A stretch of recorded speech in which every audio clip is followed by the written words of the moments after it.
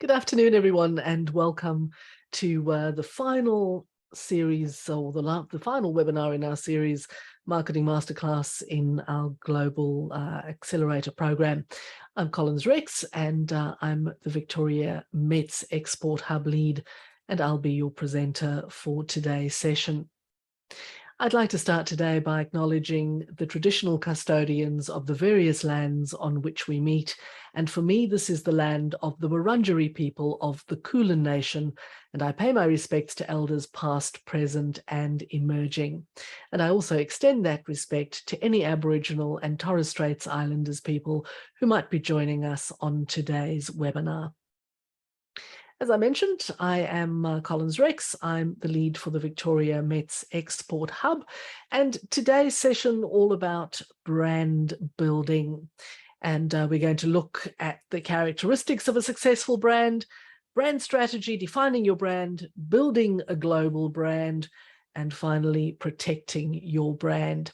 And as always, please remember that you're more than welcome to type any questions into the Q&A box and do that as we go along. I'll keep an eye on the box and I'll take those questions as we move through, or else we'll keep them to the end. So let's get straight into it, shall we? The characteristics of a successful brand. Well, a successful brand knows its target audience. You have to know who it is to whom you are selling. If you don't, well, quite frankly, you are barking up the wrong tree. You'll be marketing your services and your products in the wrong way to the right people, or the right way to the wrong people. And that, of course, means that not only will you be wasting time, you'll be wasting a great deal of money. You might also find that it will be very difficult to establish yourself in a new market if you start the wrong way. Of course, once you've established who you are selling to, you need to understand how they like to be engaged with.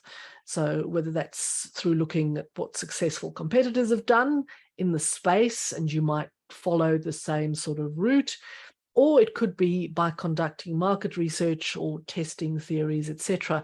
And we've covered a fair amount of how you actually go about researching your audience.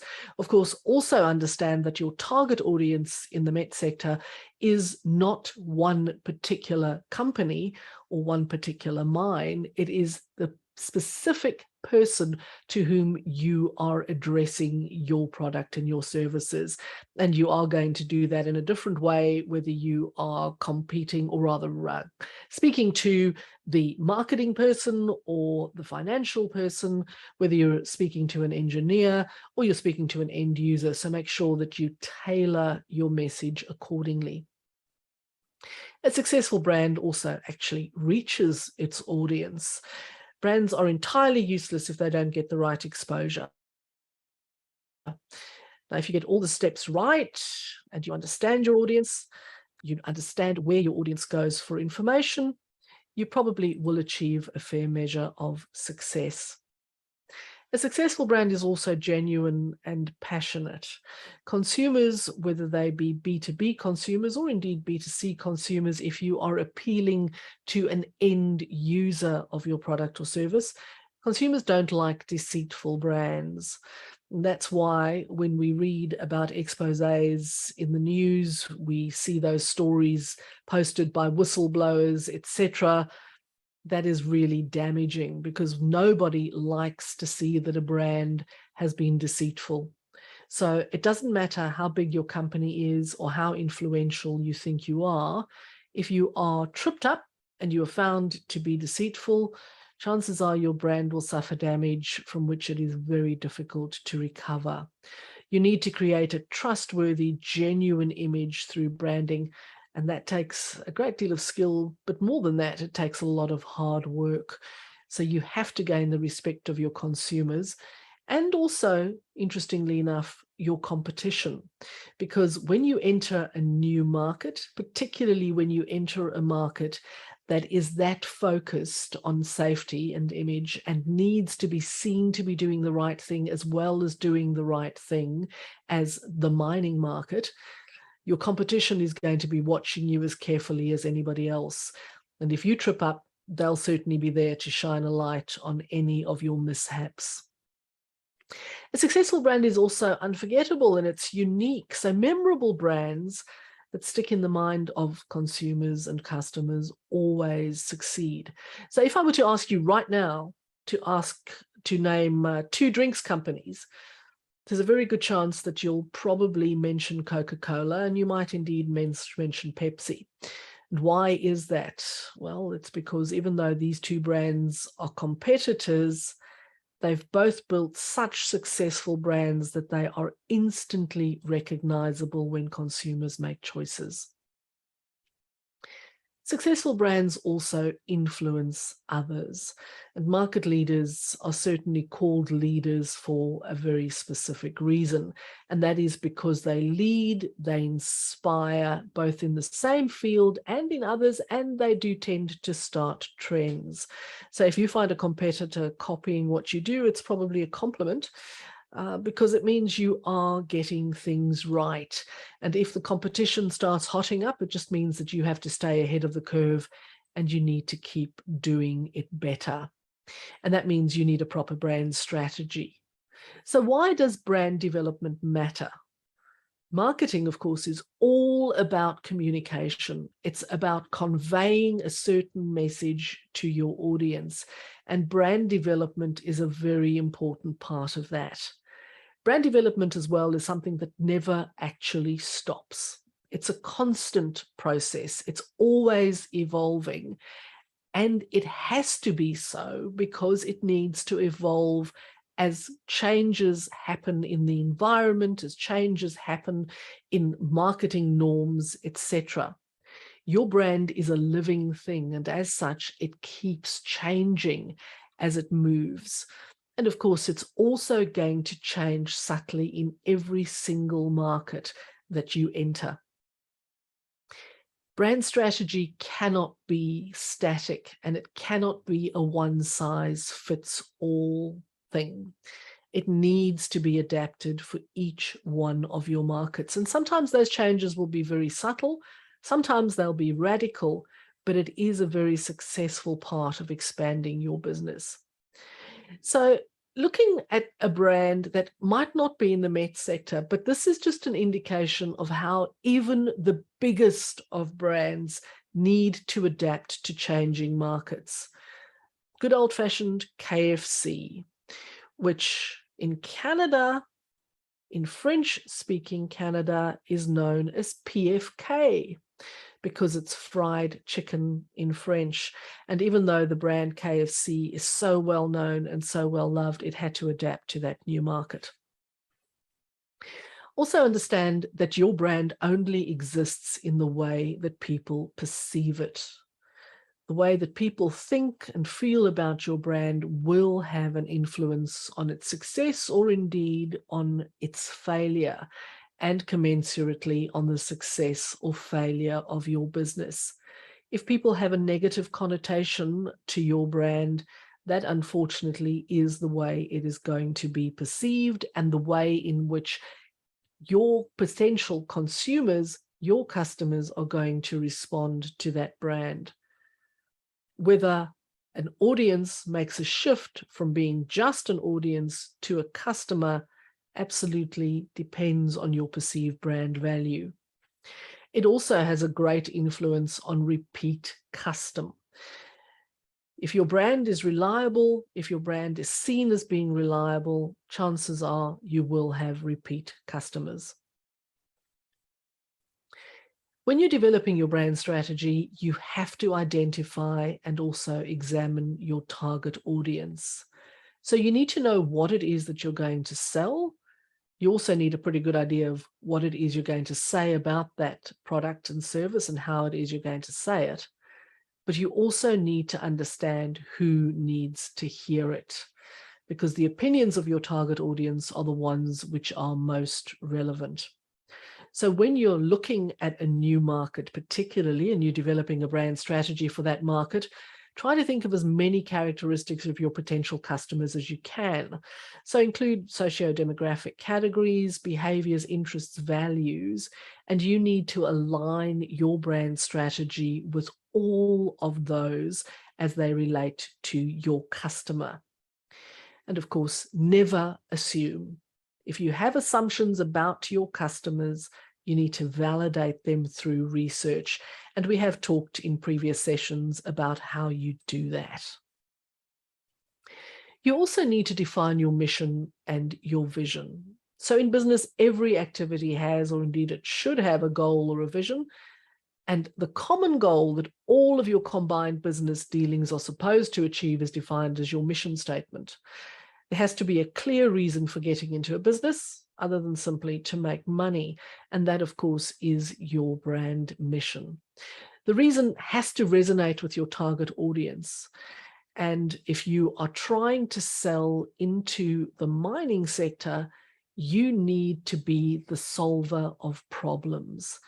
You need to understand the problem that your customer has, and you need to have a clear, defined solution for that problem.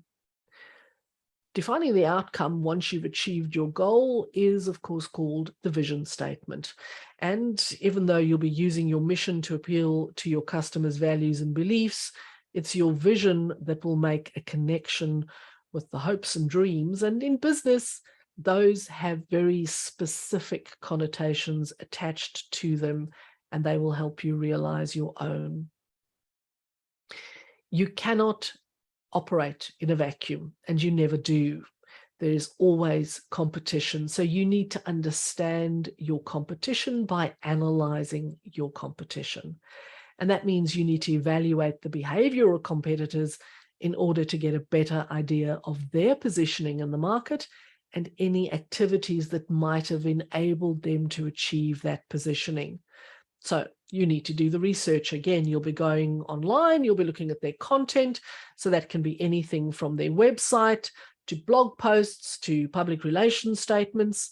And then you'll have to understand how all of those things work together to help them achieve their branding and business development goals.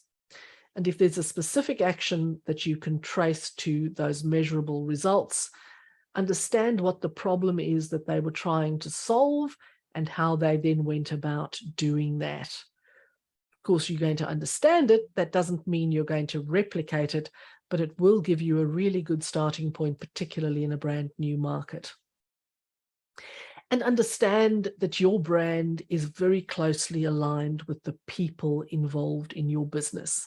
So when you're developing that brand strategy, involve your employees, communicate the importance of your brand to your employees, and explain why and how you arrived at your current brand identity, and then get support for your branding initiatives. And of course, if your employees come back with very strong feedback that based on their perceptions in the market, this is not going to work, you need to take their arguments on board as well.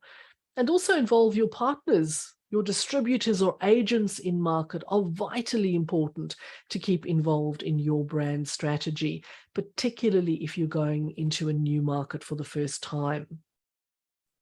Also understand that everything your business does is linked to your brand in the eyes of your customer.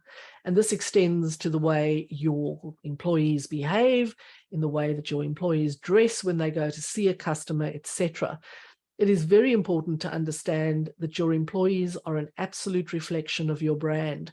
So if, for example, you've sent a sales rep out to see a potential customer, and that sales rep has taken the customer out to dinner, and that sales rep has had too much to drink and has behaved inappropriately, that is going to reflect on your brand. So you need standards for your employees as well, and behavioral codes. Your employees, of course, all have their own perceptions of your business. They'll have their own ideas of what the business stands for and whether it's delivering on its promises, so they can give you very important insights along the way. And if your employees have misinterpreted the brand, that, of course, can also have serious implications for negatively impacting your brand. So let's look now at how you define your brand. So the first step in building your brand strategy from scratch, and this you will have to do for every market, is to define your brand.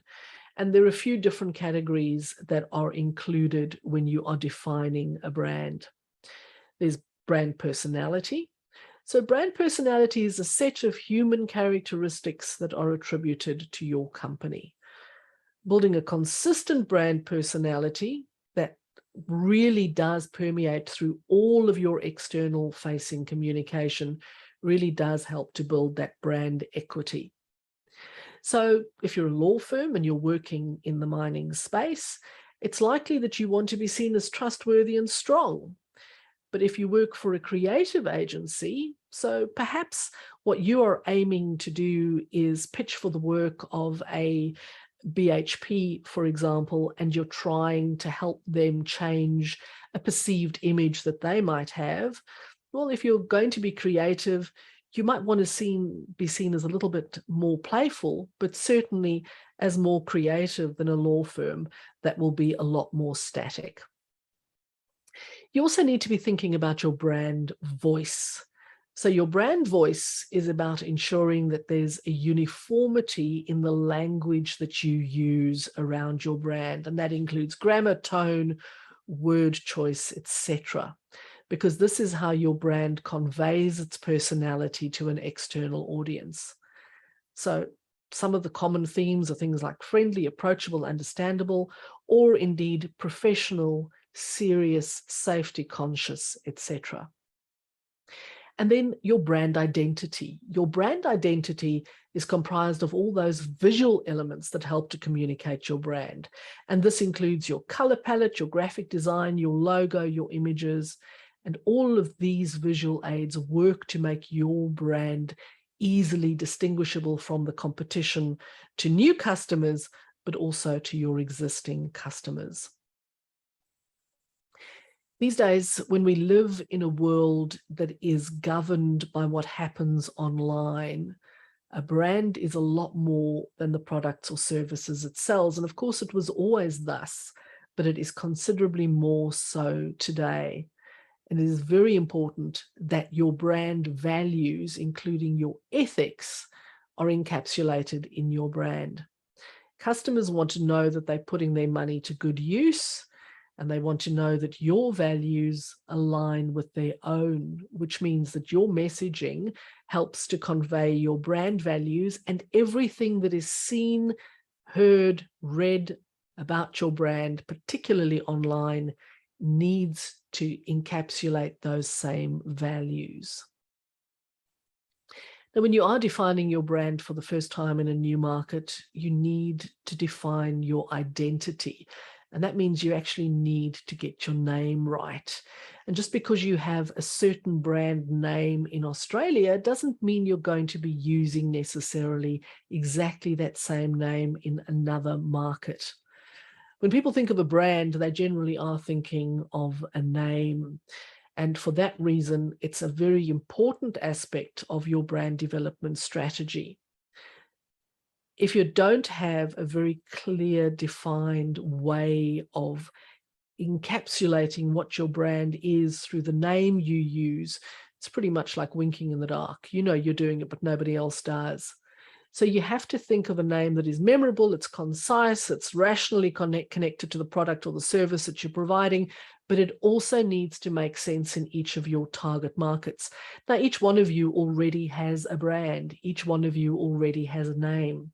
But does that name make sense in Peru? Does it make sense if you translate it into Spanish, for example?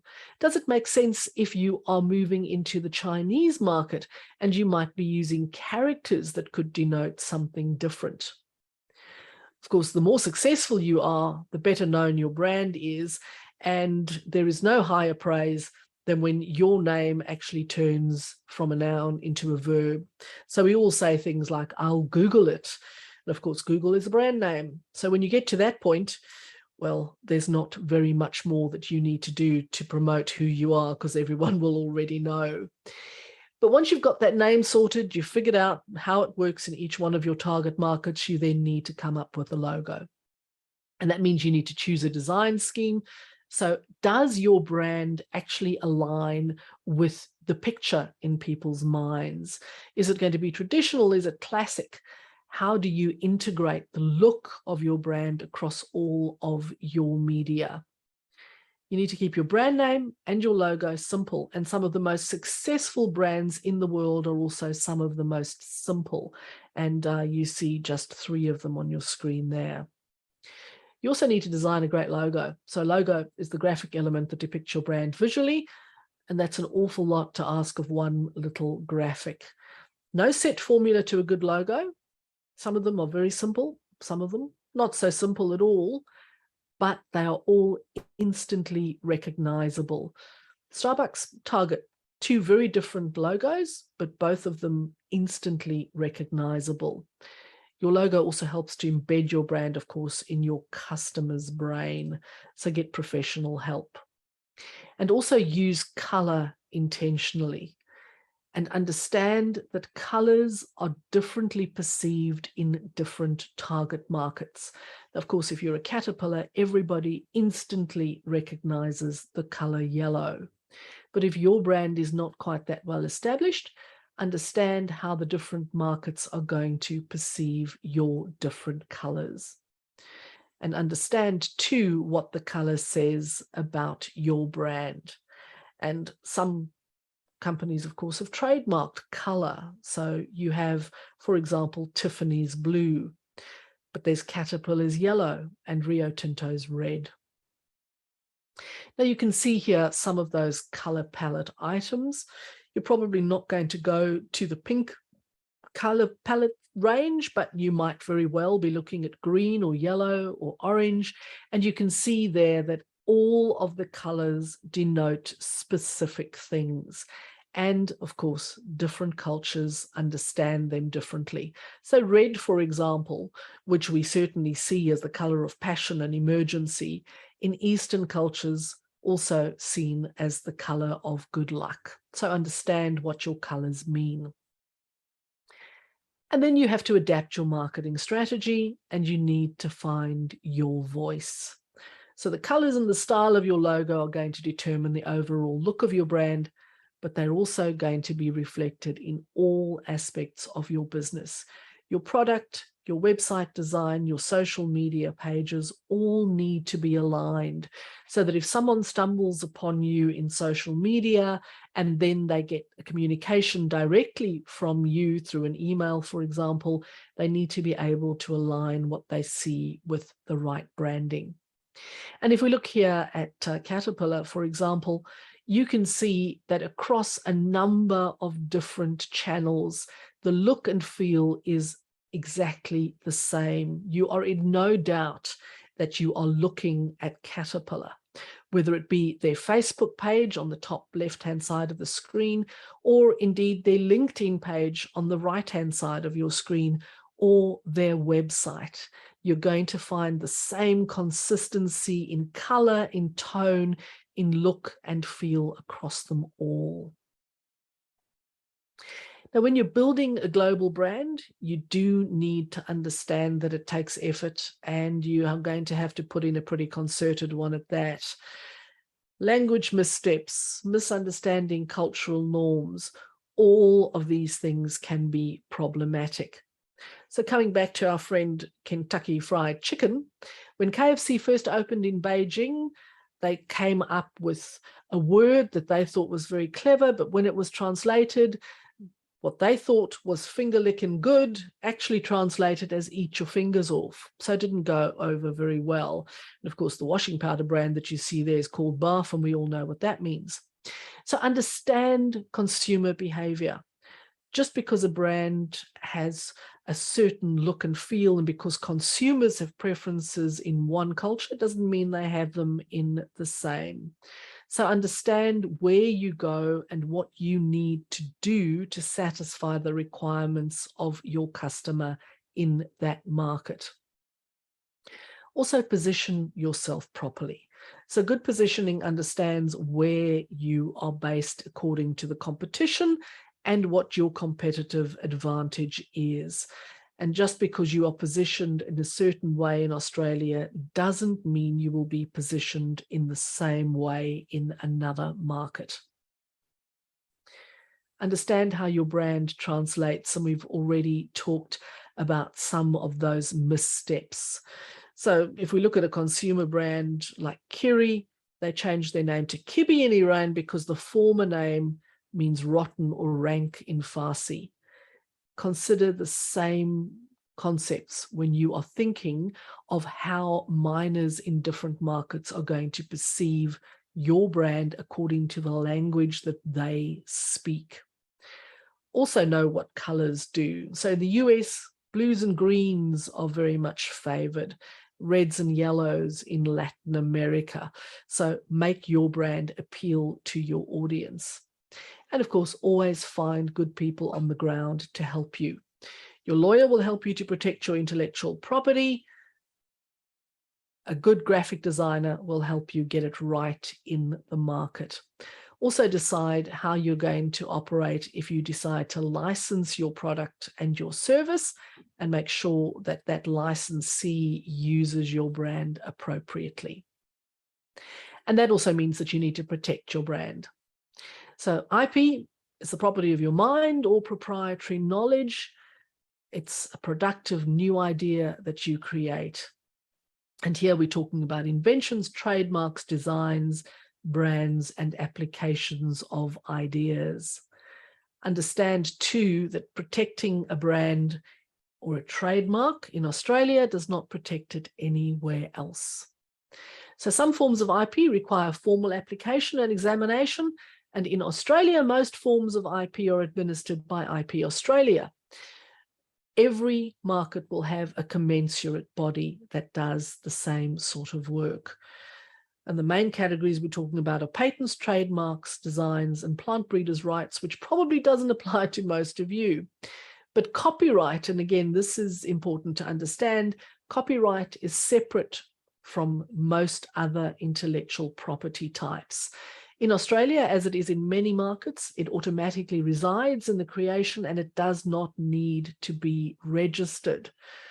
Of course, it does need to be registered in some markets. So don't assume that because you don't need to register copyright in Australia, you don't need to register it elsewhere. In China, for example, you do need to register.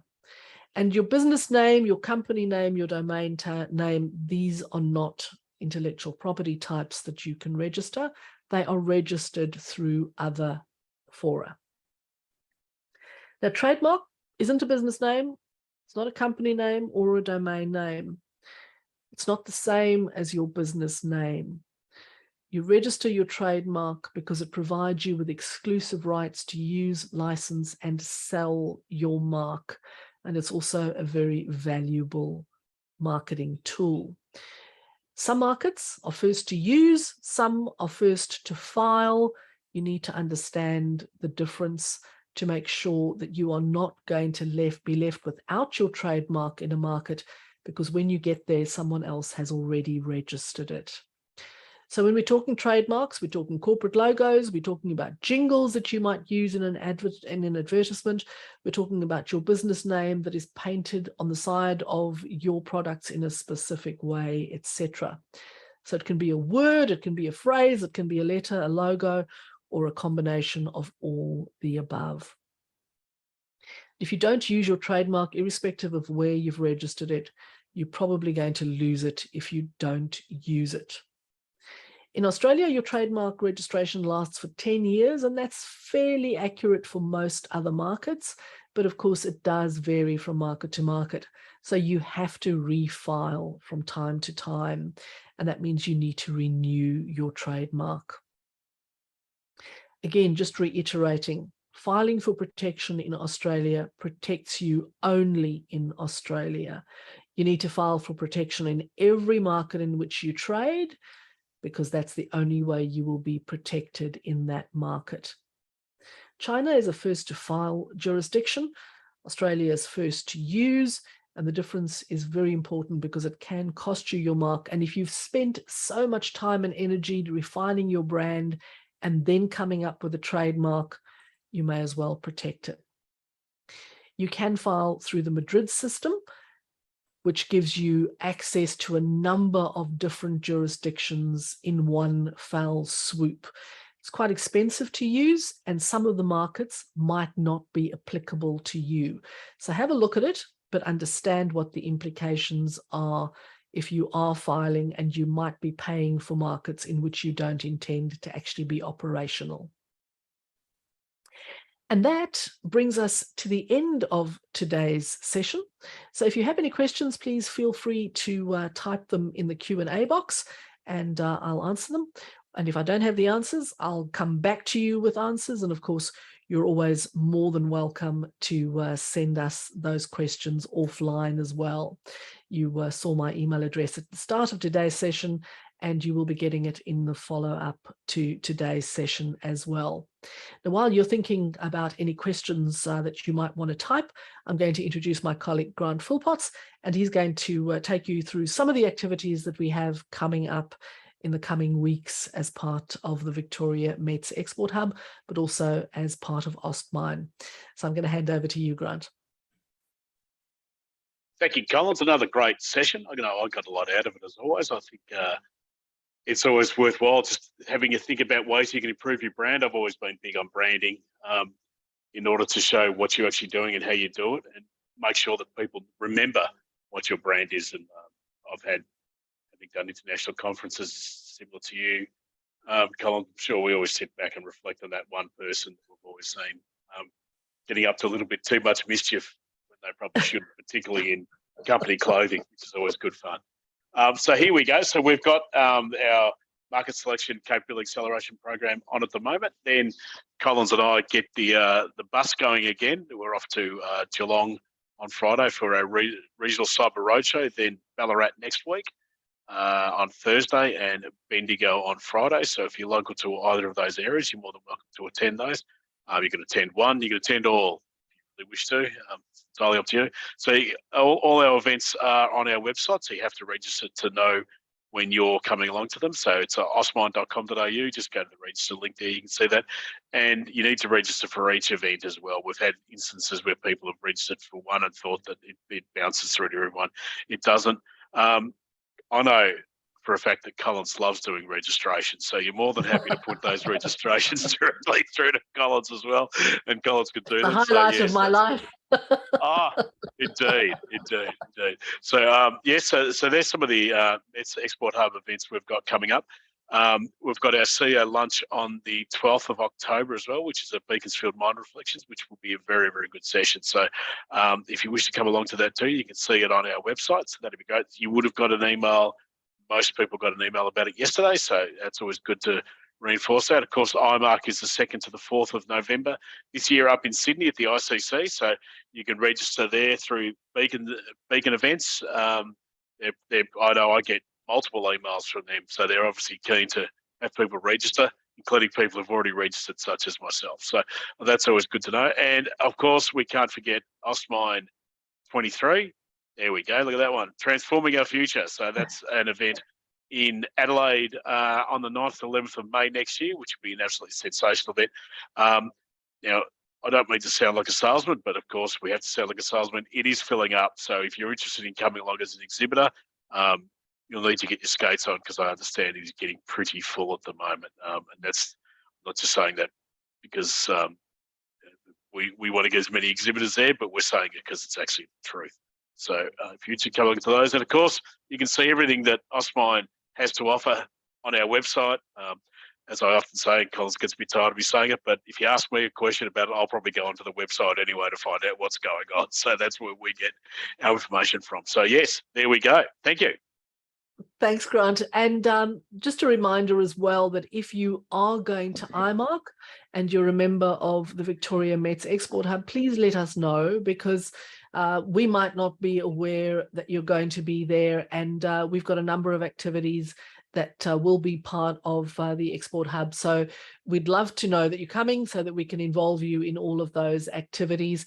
And also, again, if you're not a member of the Victoria METS Export Hub yet, and you are based in Victoria, become a member. Doesn't cost you anything. You can find all the details by going to austmine.com.au, or indeed sending me an email, and I'll hook you up.